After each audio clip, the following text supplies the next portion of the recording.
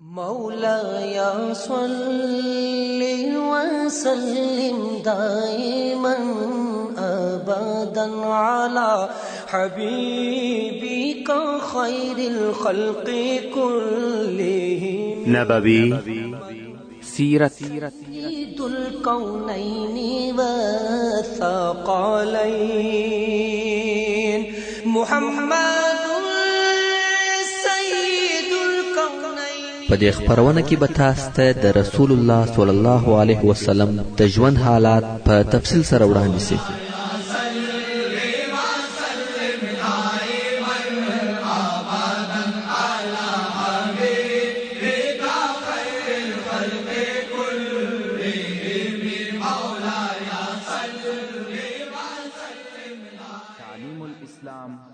أعوذ بالله من الشيطان الرجيم. بسم الله الرحمن الرحيم. إن الحمد لله نحمده ونستعينه ونستغفره ونعوذ بالله من شرور أنفسنا ومن سيئات أعمالنا. من يهده الله فلا مضل له ومن يضلل فلن تجد له وليا مرشدا. اللهم أرنا الحق حقا وارزقنا اتباعه وأرنا الباطل باطلا وارزقنا اجتنابه. أما بعد، محترم ورونو، موږ هغه بیان کاوه چې تر رسول الله صلی الله علیه و آله وسلم د مخه او یا د رسول الله صلی الله علیه و آله وسلم تر بعثت د مخه په جزیرة العرب کې نور خلق هم موجود و چې د الله جل جلاله پر وحدانیت او یووالي عقیده درلوده، مګر د دې خلقو شمیر او عدد ډیر لږ و چې الله جل جلاله هدایت ورته کړی و. د دغه لږ خلقو څخه یو زید ابن عمرو ابن نفیل و، بل عثمان ابن حارث او بل ورقه ابن نوفل و. دغه درې نفره د بوتانو د عبادت څخه بیزاره او بد ځینې راتله، د مشرکانو د کارو څخه پتنګ و چې دا هم تر بعثت د مخه و. نو دغه درې نفره سره کښېنستل او مشوره یې وکړه، ویل دغه د بوتانو عبادت خو عبث او بیهوده غلط او باطل کار دی. موږ باید د صحیح او حق دین پوښتنه او معلومات وکړو او په اتفاق سره دغه او ها خواته ګرځي. د لوی عالم پوښتنه کوي چې هغه ودوی ته حق دین او سم لار وروښي. چې دغه حق په تلاش کې عثمان او ورقه ابن نوفل نصارا سوه، مګر زید ابن عمرو بیا هم ګرځي، غواړي چې پوره اطمینان حاصل کړي. خلقو یو نفر وروښاوه چې دغه نفر لوی عالم دی او هغه عالم يهودي و. زید ابن عمرو وهغه ته ورغلی او ویل ستا د دین بیان راته وکړه چې څنګه دین دی. هغه هم د خپل دین يهودیت په باره کې معلومات ورکړه، د يهودیت عقاید او احکام یې ورته بیان کړه. زید ورته ویل دغه دین حق او الهي دین دی؟ هغه ویل هو، دا هغه حق دین دی. نو زید ابن عمرو ورته ویل زه څنګه يهودي کېدلای سم؟ عالم ویل ترڅو چې د الله جل جلاله یو څه غضب در باندې ونسی ته نسی يهودي کېدلای، ځکه الله عز وجل پر يهودو په غضب سوی دی. نو کته غواړي چې يهودي سي د الله جل جلاله غضب قبلوي بیا نو يهودي کېدلای سي. زید ویل زما چېشته د الله جل جلاله د قهر او غضب څخه ده، زه د هغه رضا غواړم او ته مې د الله په غضب اخته کوې؟ یا زه تر دې دین تیرم، مګر بل څوک یا بل لار راوښی. عالم ویل بل شی نه دی را معلوم مګر دا چې حنیف سي. زید ویل حنیف څه شي دی؟ عالم ویل هغه دا چې موحد اوسه. زید ویل موحد څه شي دی؟ عالم ویل د ابراهیم علیه السلام دین حنیف او د توحید دین دی. زید ویل د ابراهیم علیه السلام دین څنګه دین دی؟ يهودي ویل هغه دین نه دی را معلوم، خو یو پخوانی آسمانی دین دی چې اوس بالکل د بین تللی دی. عالمان یې ټول مړه سوي دي. اوس د هغه دین احکام چاته نه جوړ معلوم. فقط دونه خبر یم چې الهي او د توحید دین دی، خو احکام او تفصیل یې نه دی را معلوم. زید ویل چې دا هم نه دی در معلوم. نو یو بل دین راوشه. عالم ویل زه تر دغه زیات نه پوهیږم. ته فلانی نفر ته ورسه، هغه هم لوی عالم دی. زید رهیسو و هغه نفر ته ورغلی او ویل ما ته حق دین راوشه. هغه ویل دغه د مسیح علیه السلام دین حق دین دی او د دین عقاید او احکام ورته بیان کړه. څرنګه چې دا عالم نصرانی وو، د نصرانیت دین یې ورवشوي. زید ویل زه څنګه نصرانی کېدلای سم؟ عالم ورته ویل ته بیل ضلالته نسې نصرانی کېدلای، ځکه نصارا گمراه سوي دي. که ته غواړې چې نصرانی سې، یو څه ضلالت به قبلوي او بیا حساب پر الله دی. زید ویل زه د گمراهی او ضلالته تشتم او ته می گمراهی ته ورکشوي، زه مستقیمه او ثابته لار غواړم. عالم ویل زموږ دین دغه دی، نور ته اختیار لري. ورونو په سورة الفاتحه کې الله جل جلاله فرمایي غیر المغضوب عليهم ولا الضالين، یعنی الهي ما ته د هغو کسانو لار مراشه چې پر دوی غضب سوی دي چې يهود دي، او د گمراهانو لار مراشه چې نصارا دي. بیرته بخپل قصې ته راسو. نو زید ویل شه یو بل لار او حق دین راوشه. راهب ویل بل لار او حق دین ندی را معلوم مگر حنیف سي. زید ویل حنیف څه شي؟ راهب ویل هغه د ابراهیم علیه السلام دین دی، آسمانی او د توحید دین دی. مگر څرنګه چې د هغه دین عالمان مړه سوي دي، چاته د احکام صحیح معلومات نشته. زید ویل بیل دغه څخه بل دین راوشه. عالم ویل نور نو د صحیح دین معلومات راته نشته، نور ټول ادیان منحرف او خطا دي. زید ابن عمرو حریان پاتسو چې څوک او بیرته مکه مکرمه ته رهیسو او پر لارې د ځان سره وایي الهي ته شاهد یې چې زه د ابراهیم علیه السلام پر دین یم، زه حنیف یم، ټول راته وایي چې دا دین حق دی. څرنګه چې زه نور په تفاصیل او احکام نه یم خبر، نو دونه وایم چې زه موحد او د ابراهیم علیه السلام پر دین یم، بیل یو الله بل د هیڅ شي عبادت نه کوم. مگر په دې هم نه پوهیږم چې څنګه المنځ او عبادت وکم، خو د ابراهیم علیه السلام پر دین یم. کوم وخت چې به زید ابن عمرو غوښته چې المنځ او عبادت وکړي، نو به له حسابه رکوع او سجده کوله، ځکه د عبادت هیڅ طریقه نه ور معلومه. د خپل ځان څخه اجتهاد او عبادت کاوه. کوم وخت چې مکه مکرمه ته راغلی، نور مشرکان و توحید ترابولی او د بوتانو د عبادت څخه منع کوي او وایي یوازې د الله جل جلاله عبادت کوي. د مکه مکرمه نور خلقو پر د بد ویل، ناپوه او بعقل یې بلی. خدای پر د خپل توحید ټینګو. رسول الله صلی الله علیه و آله وسلم فرمایي زید ابن عمرو ابن نفیل می ولیدي چې وکعبه شریف ته تکیه کړې و. خلقو چې به تواب کاوه او د شرک تلبیه به ویل، هغه به ویل لبیک اللهم لبیک لا شريك لك لبيك ان الحمد والنعمه لك والملك لا شريك لك. پر دغه ځای به زید پر نار کړه بس نور موه، مگر هغه به دا الفاظ پر زیاتول الا شريكا هو لك تملكه وما ملك، چې دغه الفاظ یې د شرک دي. مگر زید دوی د شرک د تلبیه د ویلو څخه منع کول. او بل دا چې زید نور مشرکان د مړسوي حیوان د غوښو د خوړلو څخه منع کول. ویل هغه حیوان چې په خپل مرسوي وي غوښه مخوري، او مشرکان یې د بوتانو د تقرب یا نږدېوالي د پاره د حیواناتو د حلالولو څخه منع کول.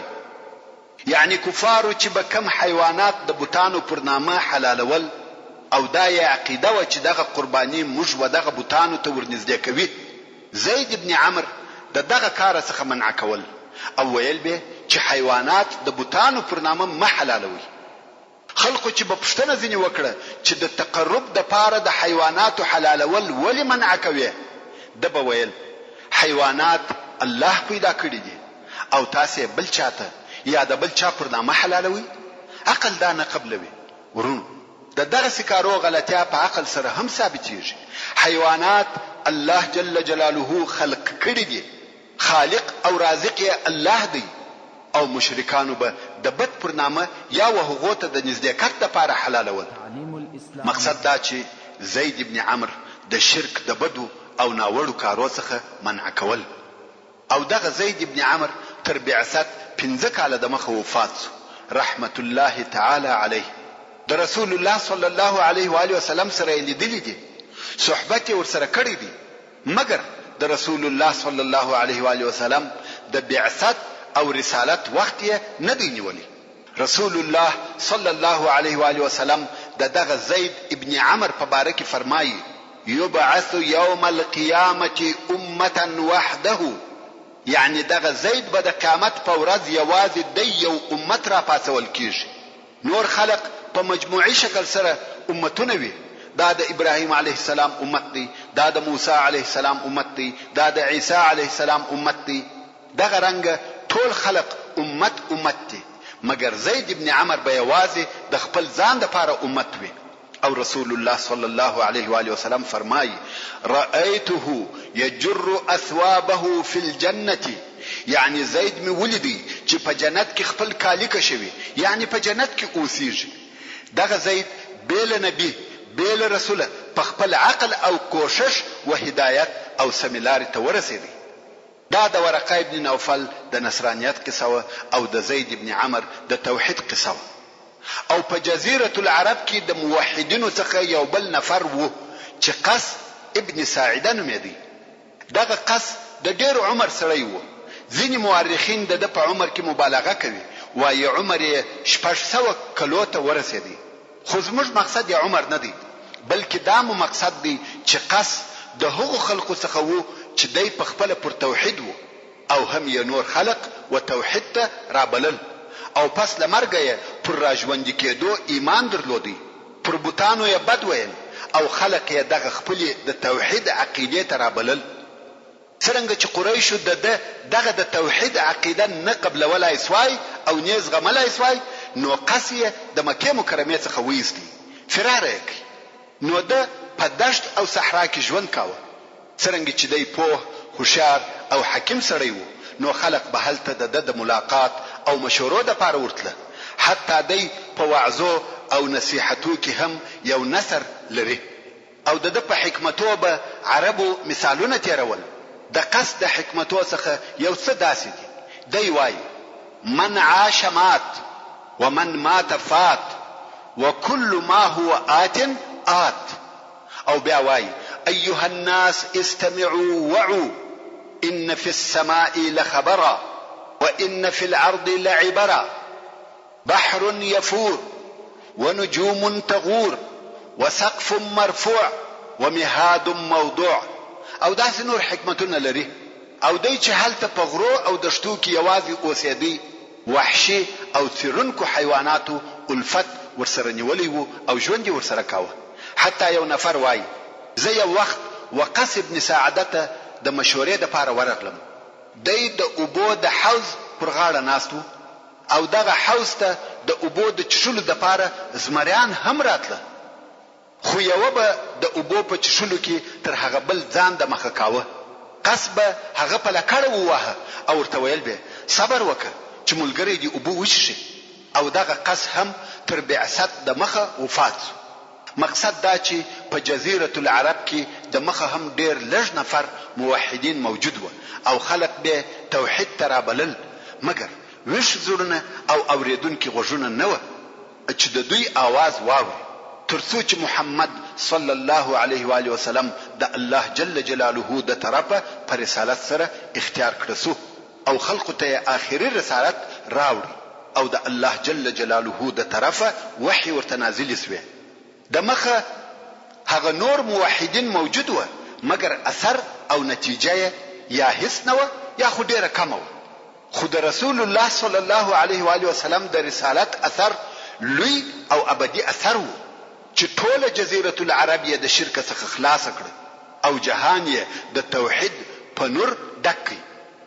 د الله جل جلاله د طرفه ورسول الله صلی الله علیه و آله وسلم ته د سوره المدثر د اولو او آیاتو په نزول سره یو شمیر الهي امرونه صادر شول چې دغه امرونه په ښکاره او ظاهره سره ډیر بسیط او اسانه اوامر دي، خو په حقیقت کې مقصد ډیر لوړ او اثر یې ډیر قوي دی. په دغه نازل شوو آیاتو کې اول یا ایها المدثر قم فانذر، د هر هغه چا انذار او بیرول مقصد دی چې د الله عزوجل د رضا او اوامرو څخه مخالفت کوي.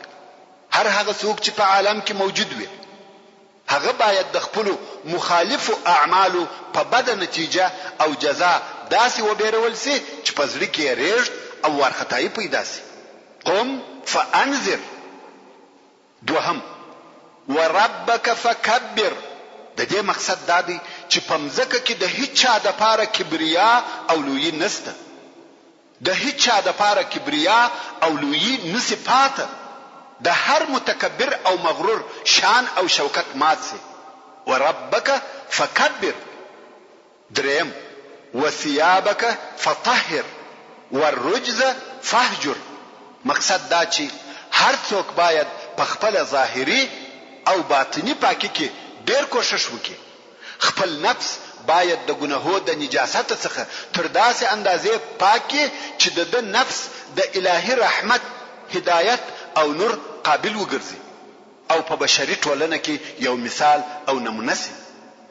سالم زړونه ودته میلان پیدا کی او ورجذب سي، او هغه مشکوک زړونه د په هیبت او فخامت ثابت او سالم وګرځي. څلورم ولا تمنن تستكثر، د دې څخه مقصد او هدف دا دی چې خپل کوشش او فعالیت ډیر عظیم و نه بولي، بلکې نور هم همیشه په جد او جهد کې وي. د یو کار تر خلاصولو وروسته د بل پر شروع کولو اقدام کوي. د حق د ثابتولو د پاره ډیر جهد، ډیر تضحیه او قرباني شندي، او بیا هم دغه خپل کوششونه تر داسې اندازې هیروي لکه هیڅ چی نه وکړي. او په اخرنی آیات کې الله عزوجل فرمایي ولربک فاصبر، ودې ته اشاره ده چې د معاندینو د طرفه څخه به مخالفتونه، آزارونه، پسخندونه او سپکوالی ویني تر داسې اندازې چې ستا او ستا د اصحابو د وژلو کوششونه بکیږي، او غواړي به چې ټول هغه کسان چې پر تا راګرځېدلي دي نیست او نابود کی. خو الله عزوجل ورته فرمایي چې پر دې ټولو به په پوره قوت او اطمینان، په ډاډ او ثبات صبر کوي. د خپل نفس د نفسانی خوندو او لذاتو څخه به د یو لذت په تمع نه یې، بلکې د خپل رب د رضا په حاصلولو کې به کوشش کوي. الله اکبر. دغه امرونه په ظاهر څونه آسانه او بسيط و آیات، ډیر کوچنی کوچنی آیاتونه، مګر په عمل کې څونه عظیم او فخم دي. په خپل په دغه آیاتو کې دعوت او تبلیغ سته. اول دا چې د انذار خپل مفهوم دادی چې په دنیا کې داسې اعمال سته چې نتیجه بده او وکونکي ته جزا ورکول کیږي. حال دا چې هر څوک په دې پوهیږي چې په دې دنیا کې د انسان د اعمالو جزا نشته، نو د انذار څخه مقصد داسو چې بیله د دنیا د ورځ څخه یو بل داسې ورځ سته چې په هغه کې د اعمالو جزا ورکول کیږي، چې هغه د قیامت ورځ ده. او د دې څخه دا معلومه شوه چې بیله دغه دنیوي ژوند څخه یو بل ژوند هم سته. او دغه ټول تلاوت شوی آیاتونه د بندگانو څخه خالص او صریح توحید غواړي. د خپل نفس رضایت، د نورو بندگانو رضایت به ټول د الله عزوجل تر رضایت پورې پریږدي، چې د دغه آیاتو نتیجه داسې ویل شو: اول توحید، دوهم د قیامت پر ورځ ایمان، دریم د نفس پاکوالی چې دغه پاکی د پاره دوه شی پکار دي، یو د ګناهو او فواحش پرېښول، او بل د خیر او فضائل اعمال ډیرول. څلورم ټول کارونه به د الله عزوجل د رضا د پاره وي. پنځم دغه ذکر شوی شیان به ټوله پس له ایمان څخه پر رسالت د محمد صلی الله علیه و آله وسلم وي، د هغه علیه الصلاة والسلام تر قیادت او لارښوونو بلاندې وي. او بیا نو رسول الله صلی الله علیه و آله وسلم دغه اوامرو د پوره کولو لپاره تر 10 کاله زیات جد او جهد وکړي. نه بیا استراحت کړی دی نه آرام، نه بیا د خپل ځان لپاره ژوند کړی دی نه د خپل کورنۍ لپاره. پاته ټول عمر یې په دعوت الی الله تیر کړی دی. د رسالت دروند بار یې پر اوږو اخیستی و. د ټول مځکې لوی امانت یې په غاړه کې و. د ټول عقیده اصلاح وظیفه وه او دغه کار دپاره یې 2 قسمه جهاد کړی دی.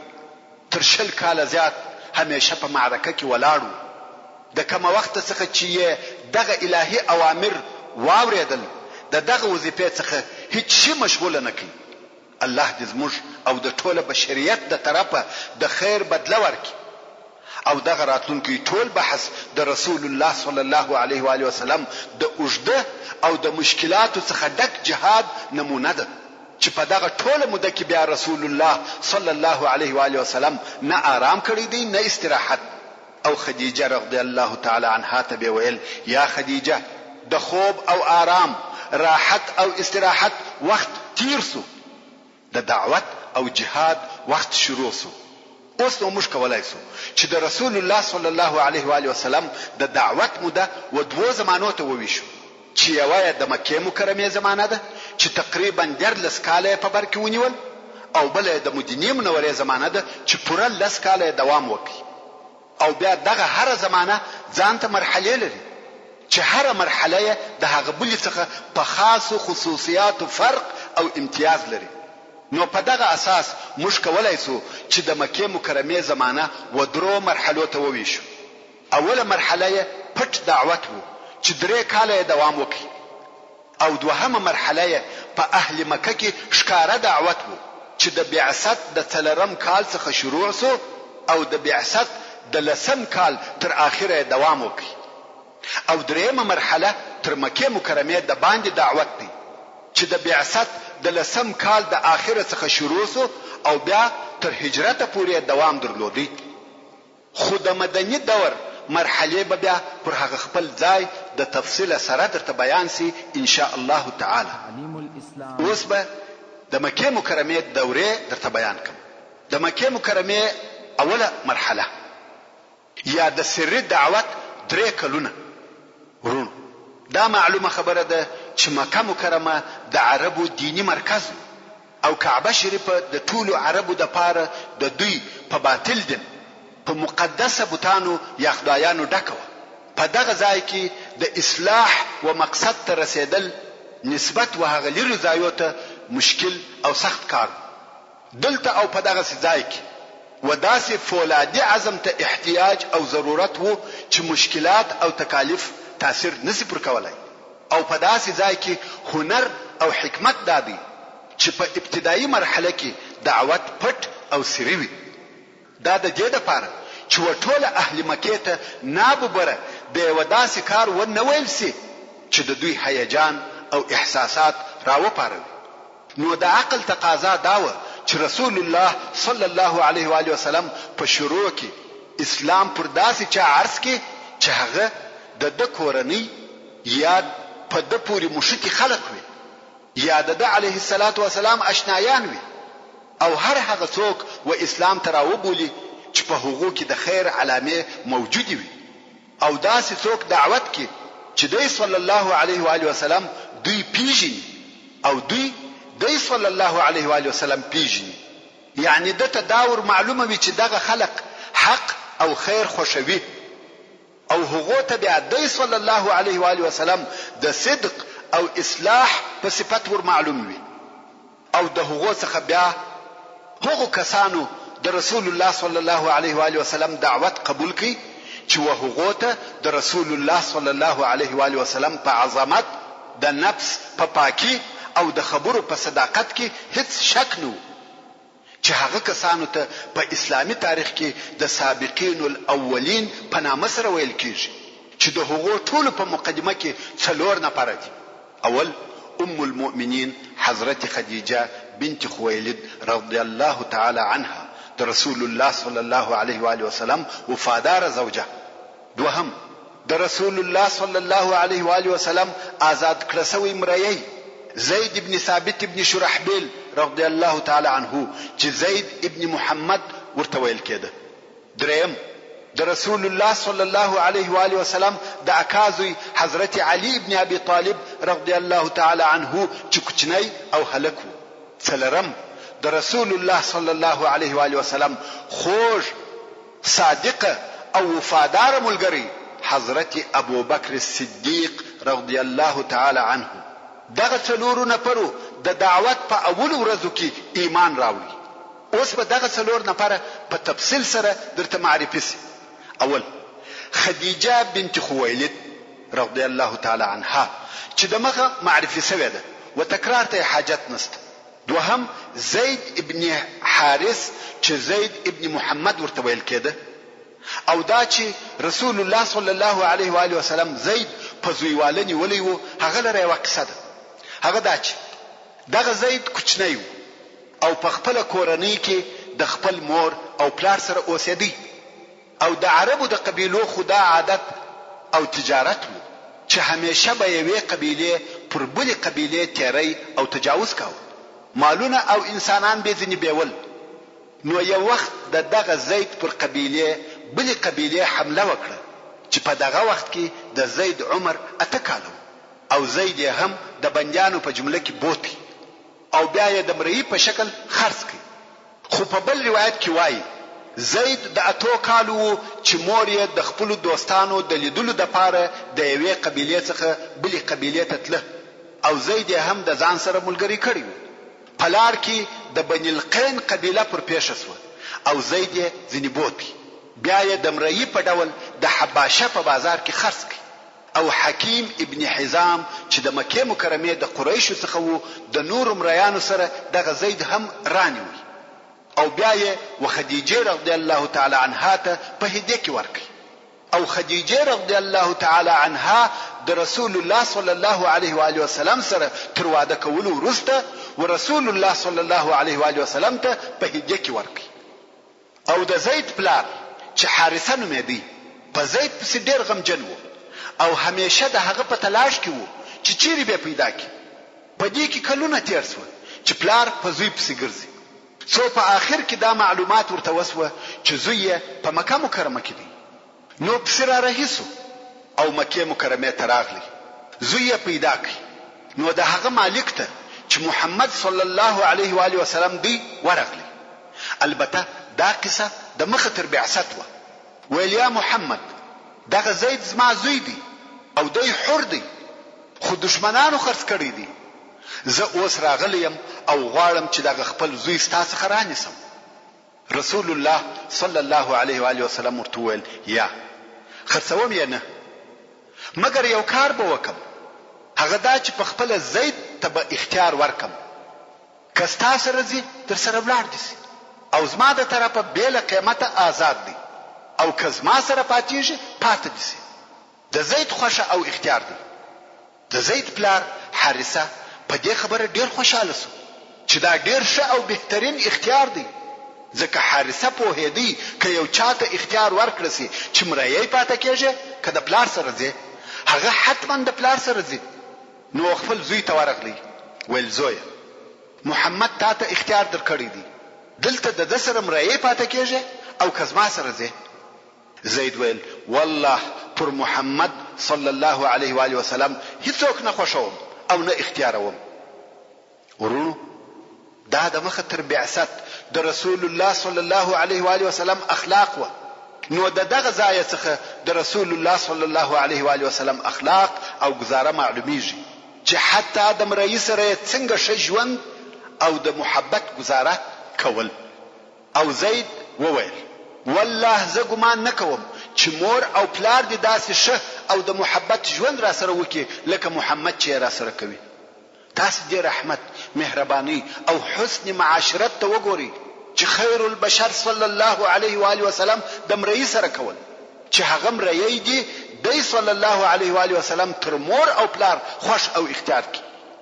او دا اخلاق د مخ تر دیوه چې وحی ورته نازلی او د الله جل جلاله د طرف رسول سي.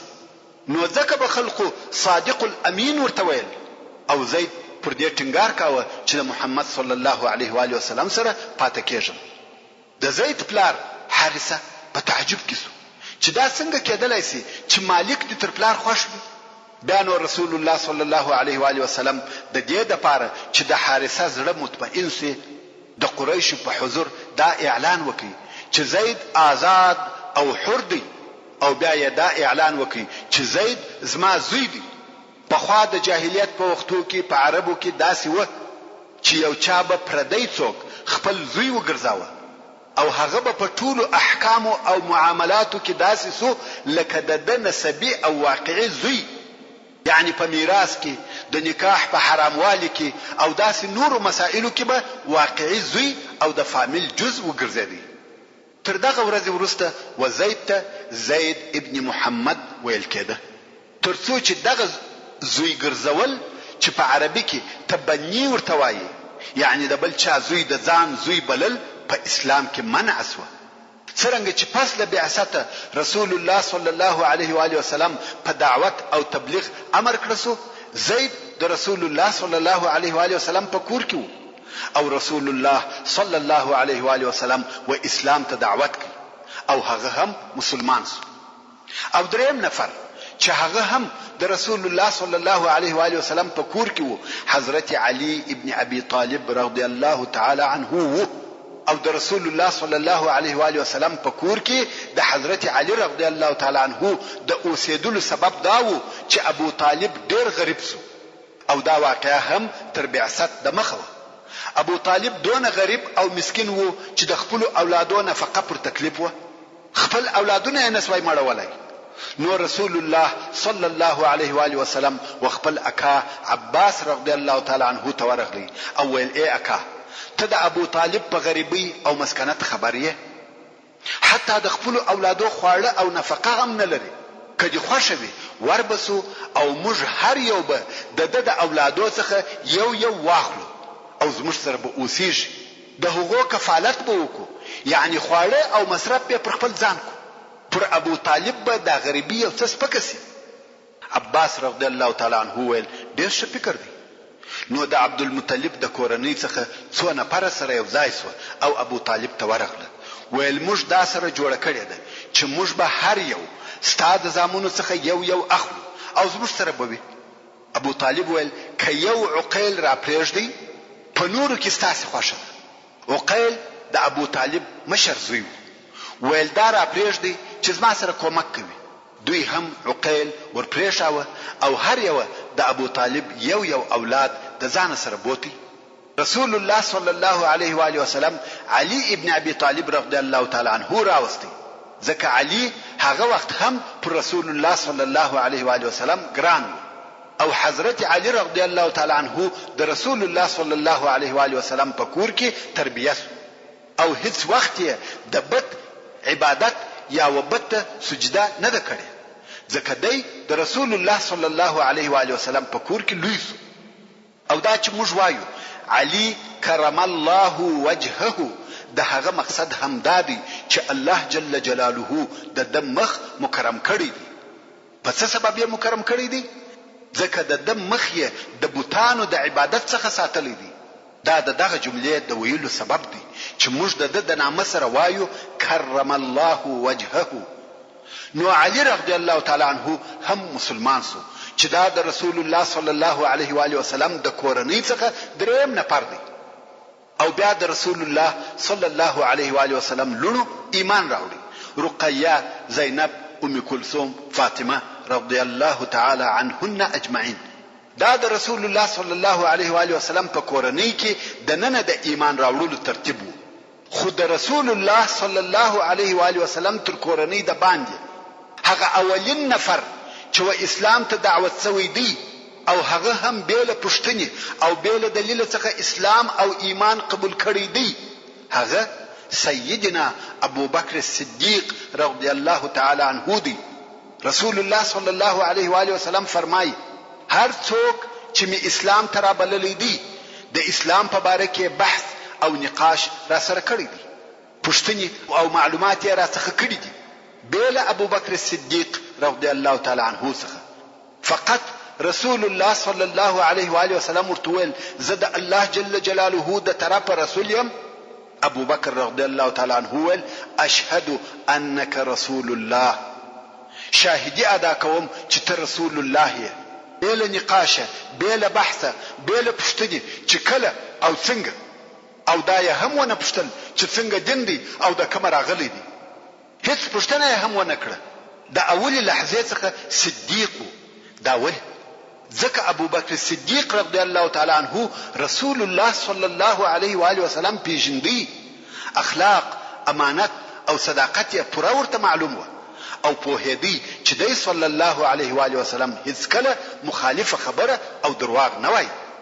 پس له دې څخه چې ابو بکر رضی الله تعالی عنه په اسلام مشرف سو، فورا یې په تبلیغ او دعوت شروع وکړ.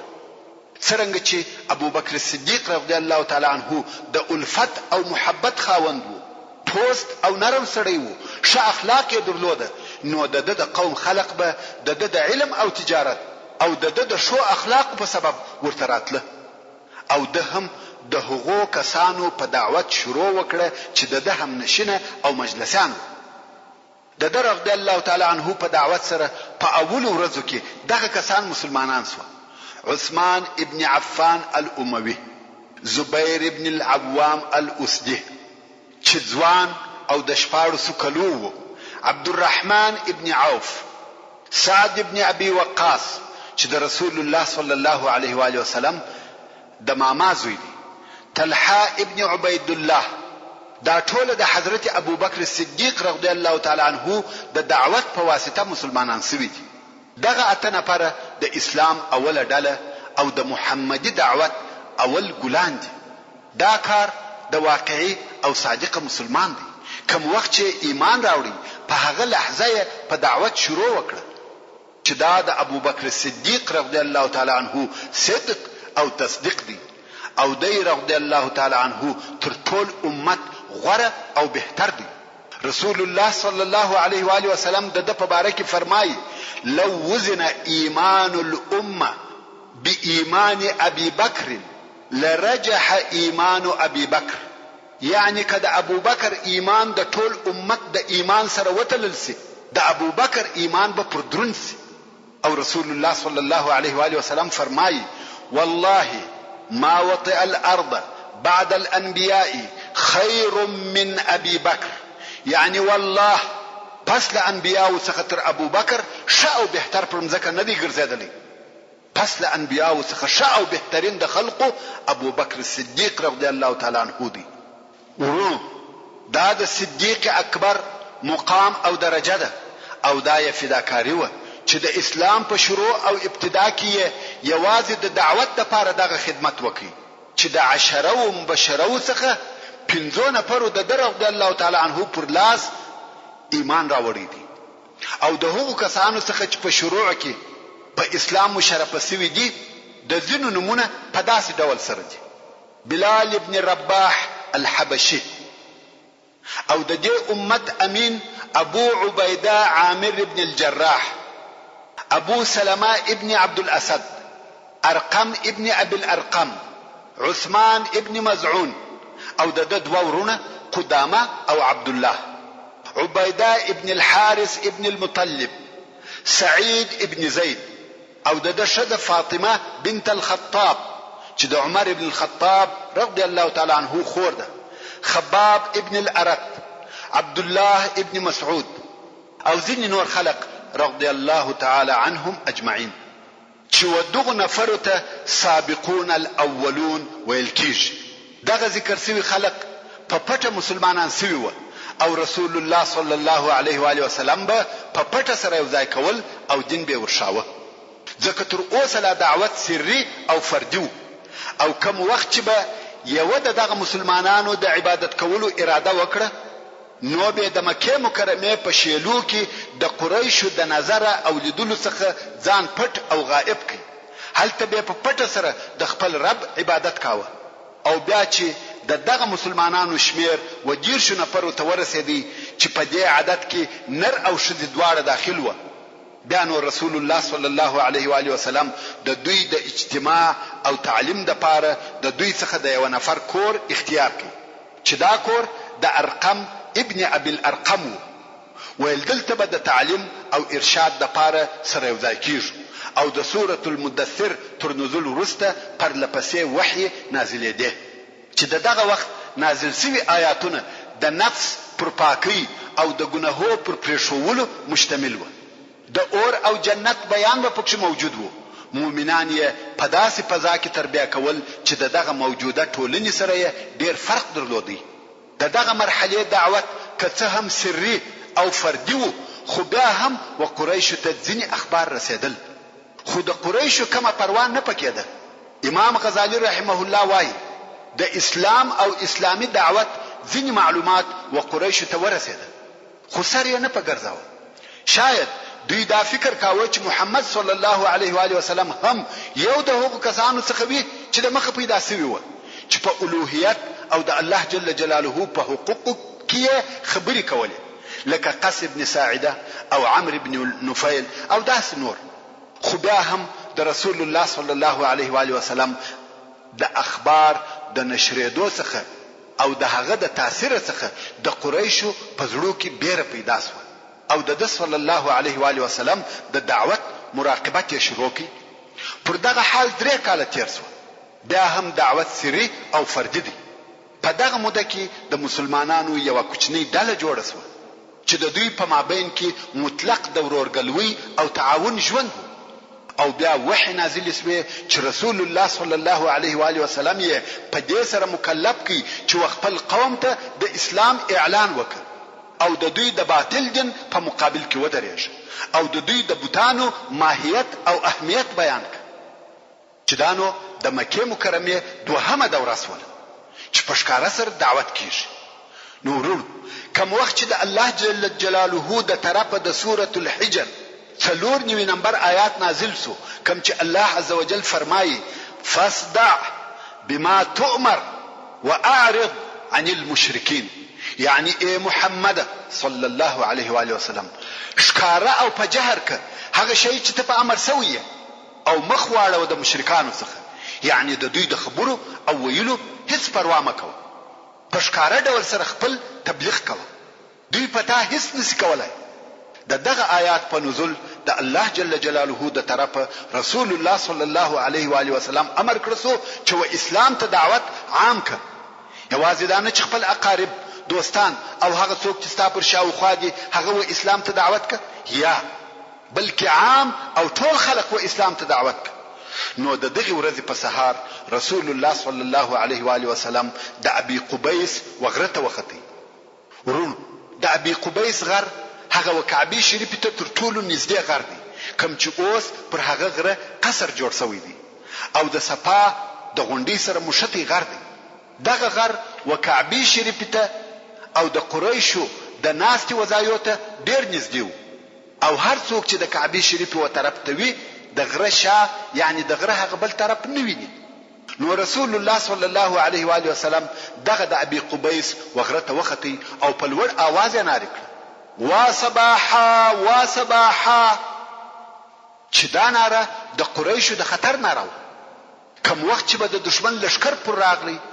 او یا بل عمومي خطر پیښ شو دغه ناره به کول قریش دغه ناره په اوریدلو سره پوس و چې خطر دی پښتنه وکړه چې ناره کوونکی څوک دی ویل صادق الامین خلق په خپل مابین کې سره ناره کړه چې هلي جرسي صادق الامین دروغ نه وای خامخا یو خطر سته نو ټول قریش د ابي قبيس د غره سره ورسول الله صلی الله علیه و آله وسلم ته راټول شو رسول الله صلی الله علیه و آله وسلم ورته کزه درته وایم چې دغه غره تر شا یو مسلح لشکر ولاړ دی او غواړي چې پر تاسو حمله وکړي تاسو یې منئ قریش ول هو موږ هیڅ کله تاسو دروغ نه دي اوریدلی نو رسول الله صلی الله علیه و آله وسلم ورته وویل زه تاسو د الله جل جلاله د هغه سخت عذاب څخه بیروم او زه تاسو ته د الله جل جلاله د طرف رسول یم دلته نو د رسول الله صلی الله علیه و آله وسلم اکا چې نوم یې عبد العزا او لقب یې ابو لهب دی وویل تبا لك تالر د هلاکت وي د دغه دپاره دې موږ راوغوښتو خپل کارونه مو پرېښول چې ستا دغه خبرې واورو. ابو لهب نورو خلقو ته ویل ځئ خپلو کارو ته مو ولاړ سئ، او خلق بیرته د رسول الله صلی الله علیه و آله وسلم څخه رهي سوه او لاړ. خلقو ته چا د بیرته تلو امر وکړي؟ د رسول الله صلی الله علیه و آله وسلم اکا ابو لهب. نو ځکه د ده په باره کې دغه آیاتونه نازل سوي دي. بسم الله الرحمن الرحيم تبت يدا أبي لهب وتب ما أغنى عنه ماله وما كسب سيصلى نارا ذات لهب وامرأته حمالة الحطب في جيدها حبل من مسد. دا خو ابو لهب و چې د اولې ورځې څخه خپل ټول عمر د اسلام په دشمنۍ کې تیر کړی دی. محترم ورونو، زموږ د بحث پاتې حصه به ان شاء الله تعالی په راتلونکي کې واورو. سبحان ربك رب العزة عما يصفون وسلام على المرسلين والحمد لله رب العالمين. تعلیم الاسلام رادیو